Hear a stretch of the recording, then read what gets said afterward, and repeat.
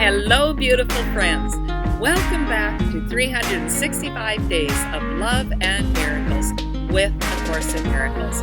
My name is Arlene Geres, and I am so glad that you are here. Please remember to listen right until the very end because we have a special treat for you. And if you enjoyed today's video, please click like and subscribe down below because this helps others to find us on YouTube. Today's lesson is lesson number 131. No one can fail who seeks to reach the truth. What is the truth? The truth is that every single one of us is a beautiful, beloved child of God. We are part of God and all of creation. Let's read today's lesson. Failure is all about you while you seek for goals that cannot be achieved. You look for permanence in the impermanent, for love where there is none, for safety in the midst of danger, immortality within the darkness of the dream of death. Who could succeed where contradiction is the setting of his searchings and the place to which he comes to find stability? Let's talk about it. Failure is guaranteed when we search for goals that cannot be attained. When I was young, I had these big dreams. I wanted so badly to have a position of high value in this world, in this culture. That's where I believed that my esteem would come from. I achieved some of those goals. I worked hard for those goals, and I endured an awful lot of stress and upset and frustration along the way. Those goals did not bring me happiness. If I had understood when I was young that I needed to align my will with God's will, then I may have indeed continued along that same path. But the goals would have been different.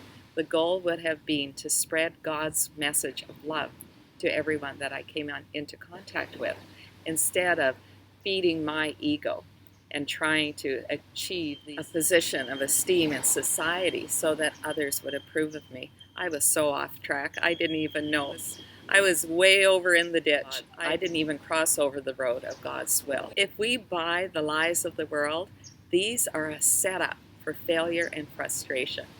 Instead, let's align our will with God's, and no matter what path we choose, if we are spreading God's message of love, we will be successful. Let's read on.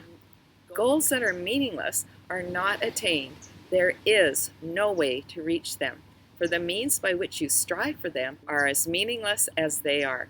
Who can use such senseless means and hope through them to gain anything?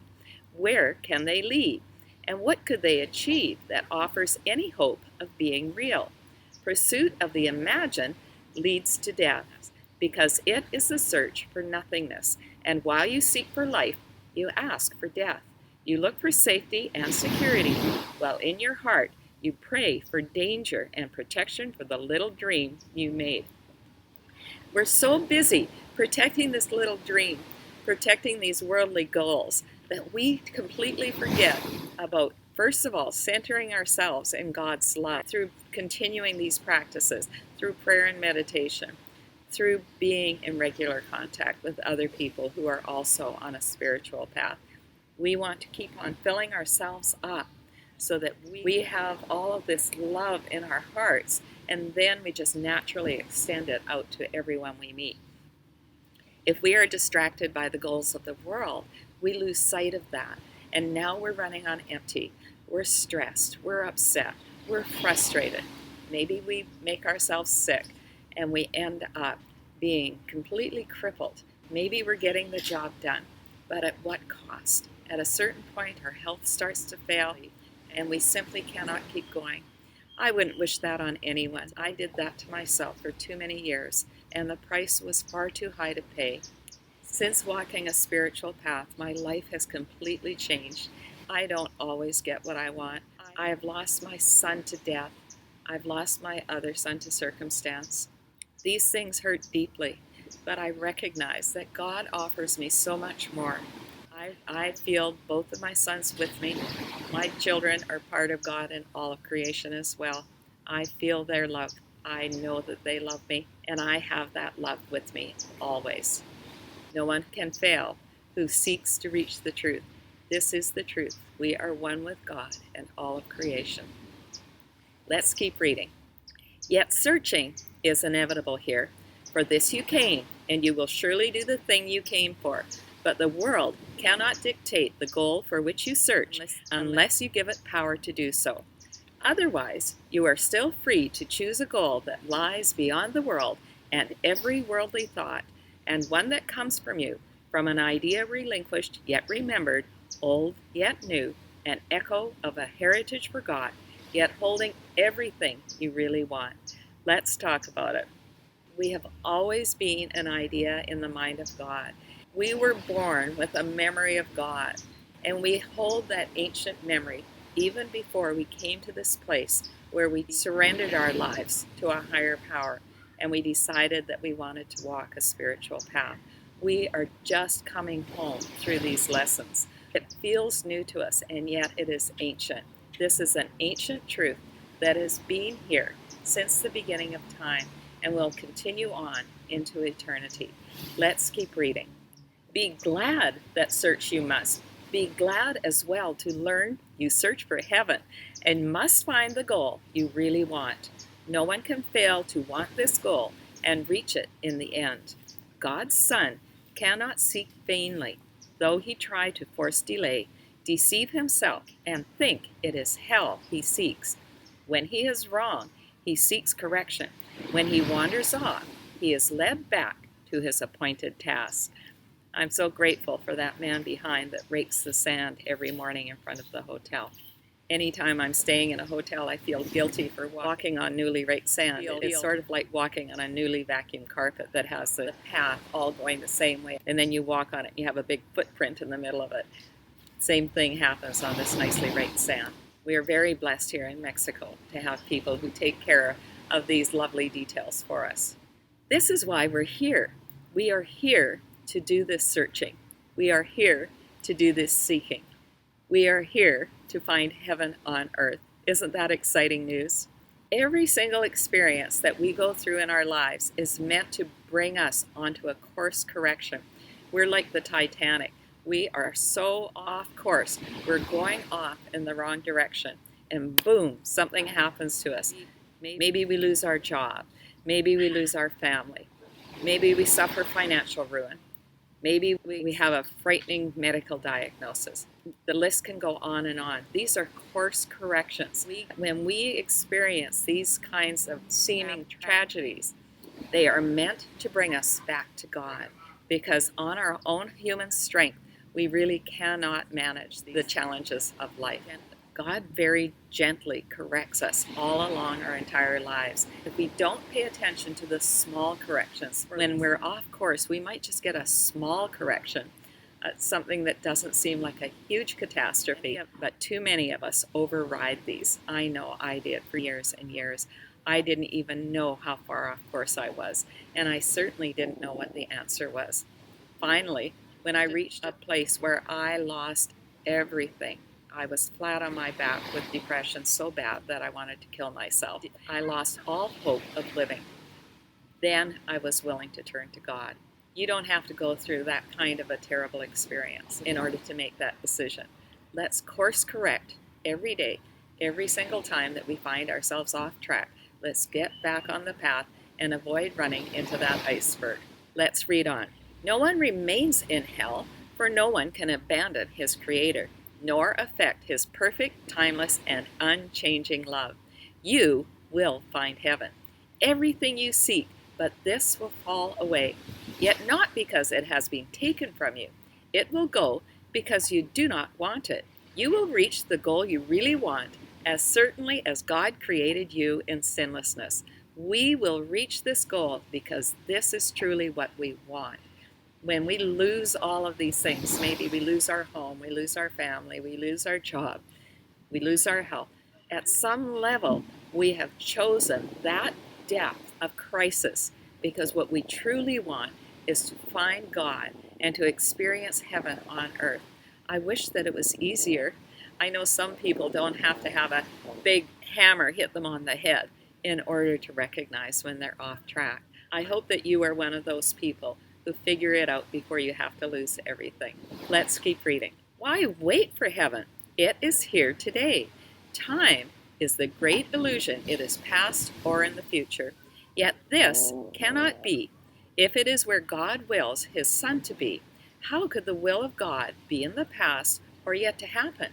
What He wills is now, without a past and wholly futureless. It is as far removed from time as is a tiny candle from a distant star, or what you chose from what you really want. What do you really want? Do you really want the peace of God? Do you want to experience oneness with God and all of creation? Do you really want heaven here on earth? It is there for us. All we have to do is make that decision. Let go of the ways of the world. Stop listening to your ego. Our egos can be very strong, and they want to keep pulling us back, but we can make a decision to come home to God. We will not find our happiness in the past, and it's not going to be in the future. It's right here, right now, today. Let's make a decision to come home to God. Let's read on. Heaven remains your one alternative to this strange world you made and all its ways, its shifting patterns and uncertain goals, its painful pleasures and its tragic joys. God made no contradictions. What denies its own existence and attacks itself is not of Him.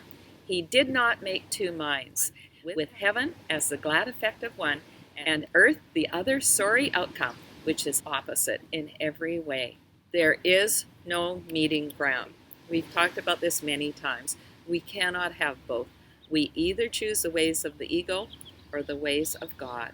The choice is really up to us. Let's keep reading. God does not suffer conflict, nor is His creation split in two. How could it be His Son could be in hell when God Himself established Him in heaven? Could He lose what the eternal will has given Him to be His home forever? Let us not try longer to impose an alien will upon God's single purpose. He is here because He wills to be, and what He wills is present now, beyond the reach of time. Let's talk about it. God has established us in heaven. This is our rightful home. This is where we belong.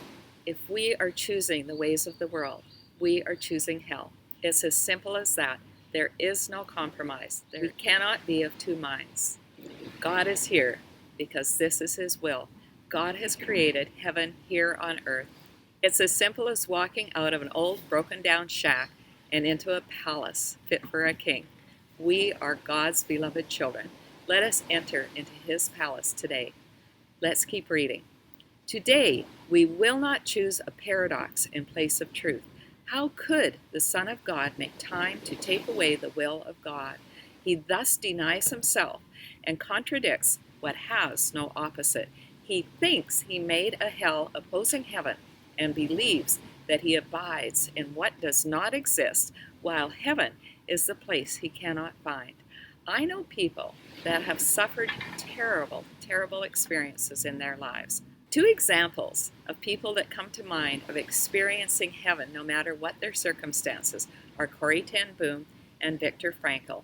They both lived in the Nazi prison camps for several years. And because they were walking with God, they were able to rise above the squalor of where they lived and to truly find heaven in that horrible place. If they could do that, then surely we can do that no matter what difficulties we encounter. Let's keep reading. Leave foolish thoughts like these behind today and turn your mind to true ideas instead. No one can fail who seeks to reach the truth, and it is truth we seek to reach today. We will devote 10 minutes to this goal 3 times today, and we will ask to see the rising of the real world to replace the foolish images that we hold dear with true ideas arising in the place of thoughts that have no meaning, no effect, and neither source nor substance in truth. This we acknowledge as we start upon our practice periods. Begin with this. I ask to see a different world and think a different kind of thought from those I made. The world I seek, I did not make alone. The thoughts I want to think are not my own. We're going to read the rest of the lesson all the way through. You may want to close your eyes while I read this. For several minutes, watch your mind and see, although your eyes are closed, the senseless world you think is real. Review the thoughts as well, which are compatible with such a world and which you think are true. Then let them go and sink below them to the holy place where they can enter not. There is a door beneath them in your mind, which you could not completely lock to hide what lies beyond. Seek for that door and find it. But before you try to open it, remind yourself, no one can fail who seeks to reach the truth. And it is this request you make today. Nothing but this has any meaning now. No other goal is valued now nor sought. Nothing before this door you really want, and only what lies past it do you seek. Put out your hand and see how easily the door swings open with your one intent to go beyond it. Angels light the way so that all darkness vanishes, and you are standing in a light so bright and clear that you can understand all things you see. A tiny moment of surprise, perhaps, will make you pause before you realize the world you see before you in the light reflects the truth you knew and did not quite forget in wandering away in dreams. You cannot fail today. There walks with you the Spirit heaven sent you, that you might approach this door someday, and through his aid slip effortlessly past it to the light. Today, that day has come. Today, God keeps his ancient promise to his holy Son, as does his Son remembers his to him. This is a day of gladness, for we come to the appointed time and place where you will find the goal of all your searching here and all the seeking of the world, which end together as you pass beyond the door. Remember often that today should be a time of special gladness, and refrain from dismal thoughts and meaningless laments. Salvation's time has come. Today is set by heaven itself to be a time of grace for you and for the world. If you forget this happy fact, remind yourself with this: today I seek and find all that I want. My single purpose offers it to me. No one can fail who seeks to reach the truth. Let's talk about the form of meditation that this lesson is teaching us. We are asked to do this meditation 3 times today for 10 minutes each. I would suggest that you set the timer on your phone when you enter into your meditation so that you're not anxious about time. The first thing that we are asked to do is to find our singleness of purpose. Do you want to experience oneness with God and all of creation? Can you make that your singleness of purpose? Is there anything that is blocking you? If so, you may want to journal about it. Once we have committed ourselves to the singleness of purpose, of reaching heaven here on earth, then we go on to the second step, in which we review all of our thoughts of a senseless world. We do this with our eyes closed. I like to start all of my meditations with 3 deep breaths, always holding at the top of the in-breath to the count of 10. We breathe in deeply, hold our breath for the count of 10, and then we breathe out through pursed lips, trying to expel all the air out of our lungs. This helps to get us into a relaxed state of mind. Then the first step asks us to commit to our singleness of purpose. With our eyes closed, we take 3 deep breaths. The second step is to review all of our thoughts of a meaningless world. What are the crazy thoughts that you get caught up in? What fears or worries come to mind for you today? Just allow yourself to review them. The third step is to let them go, surrender them to God. You might say a little prayer that goes something like this: Dear God, I hand over all of my fears and worries to you.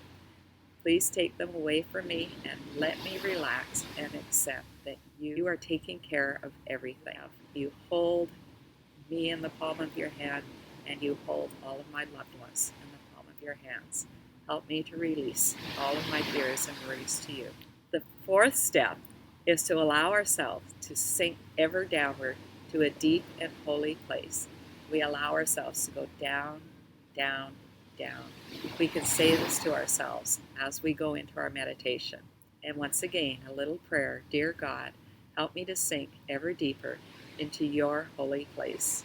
The fifth thing that is suggested is that we seek for the holy door. The lesson promises that it is there. Seek and you will find. The Bible says, seek and you will find. Knock and it shall be opened unto you. The course promises that if we seek, we will find the holy door. The sixth thing that is suggested is to remind ourselves that no one who seeks can fail to find the truth. This is a promise to us. If we seek with our whole heart, we are going to find heaven here. We are going to find God. The seventh thing that is suggested to us is that we reach our hand out and allow the door to easily swing open. Can you see that in your mind? Just reach out. Let that door ever so gently swing open. And here's the most wonderful part. The eighth step is to see the legions of angels lighting the way. I like to imagine a pathway, and all along that pathway are thousands and thousands of angels singing heavenly hymns to us, holding candles, showing us the way to heaven. Can you see that in your mind? Can you see them lighting the way? Can you hear their beautiful singing? Continue on up the path. Just open your ears, open your eyes to heaven's beauty. And the last thing is that we allow ourselves to be standing in the light, so bright and clear that we can understand all things we see. Now we are standing right in front of God. God's light is shining on us so bright and clear that we understand everything. Everything that has happened to us on this earth, everything that is happening right now, everything that will happen in the future, we will be given God's understanding of what it is about. We don't have to worry about anything ever again. Everything is perfectly taken care of. We can surrender our lives into God's hands. We can surrender the lives of our loved ones into God's loving hands. We are safe.